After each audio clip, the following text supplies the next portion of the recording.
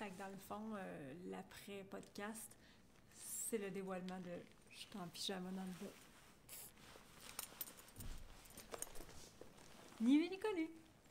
Hello! Alors, c'est l'après-podcast et j'ai vraiment envie, en fait, de résumer un peu l'épisode, mais pas de le résumer, tu sais, je répéterai pas tout ce que je viens de dire parce qu'il faut que tu aies écouté l'épisode de podcast soit sur YouTube ou soit sur Spotify ou toute autre plateforme pour écouter votre podcast préféré du monde paillettes.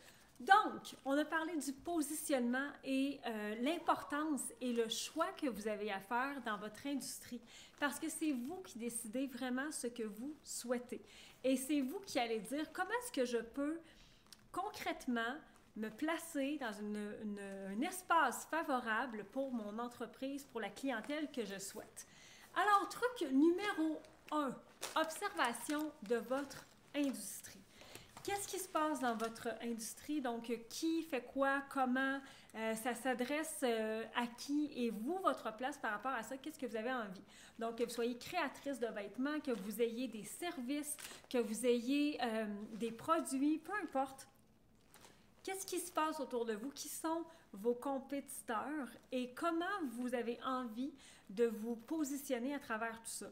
Plus vous allez observer, plus vous allez regarder des brands, plus vous allez regarder des entreprises, plus vous allez vous informer sur ce qui se fait, oui, dans une industrie plus globale, mais surtout dans la vôtre, plus ensuite, ça va être facile de dire, OK, parfait, voici l'espace que moi je veux prendre, voici la façon que je vais le faire, voici le plan d'action que je vais déterminer, et ensuite d'élaborer un plan marketing. Numéro 2, on s'adresse à qui? À qui, en fait, vous avez envie de vous adresser. Je répète, le positionnement est un choix. C'est toujours le choix que vous souhaitez. Malheureusement, beaucoup de femmes entrepreneurs, au départ, vont être un peu plus inconscientes ou pas nécessairement à l'affût de leurs valeurs. Donc, on va faire un peu un positionnement par défaut. On va y aller un peu moins cher parce que c'est ce qu'on pense qui va être le mieux. Mais sachez qu'on ne compétitionne jamais et on ne grandit jamais si on détermine nos prix qui vont être beaucoup plus bas. On n'est pas des Walmart et on n'est pas des Dollarama avec un immense volume. Donc, c'est hyper important de savoir à qui vous avez envie de vous adresser. Parce que si vous le déterminez, avec qui vous aimeriez avoir des discussions, avec qui vous aimeriez proposer, à qui en fait vous aimeriez proposer des produits, des services, à qui vous auriez envie d'offrir la meilleure expérience client, et ça va vous aider concrètement à savoir quelle place dans le marché vous voulez occuper. Numéro 3, on offre quoi et à quel coût? Parce que peu importe le produit que vous allez offrir, il peut avoir une cohérence, une corrélation avec le coût pour vos utilisateurs, pour vos consommateurs, pour vos clients. Mais la valeur perçue de ce que vous offrez va être déterminée grâce à votre positionnement. Je vous rappelle, si vous avez bien suivi l'épisode de podcast, qu'une robe à 15 000 $ par Yves Saint-Laurent pourrait être complètement outrageux pour beaucoup de personnes, et ça l'est.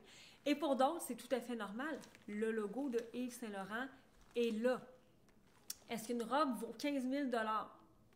C'est probablement un tissu qui est exceptionnel, mais est-ce que ça le vaut? Ben oui, lorsqu'on est carrément bien positionné, c'est vrai que ça le vaut. Pour plusieurs personnes, pour d'autres, pas du tout. Donc, vous offrez quoi, à quel coût et quelle est la corrélation et la cohérence que vous pouvez faire dans le cas de vos produits ou de vos services. C'est ce qui complète ce résumé. Alors, sachez que vous pouvez aller écouter l'épisode au complet. Vous pouvez aussi me suivre dans mes médias sociaux, Mélissa Normandin-Roberge et ou Paillettes Inc. Nous avons du contenu exclusif sur différentes plateformes.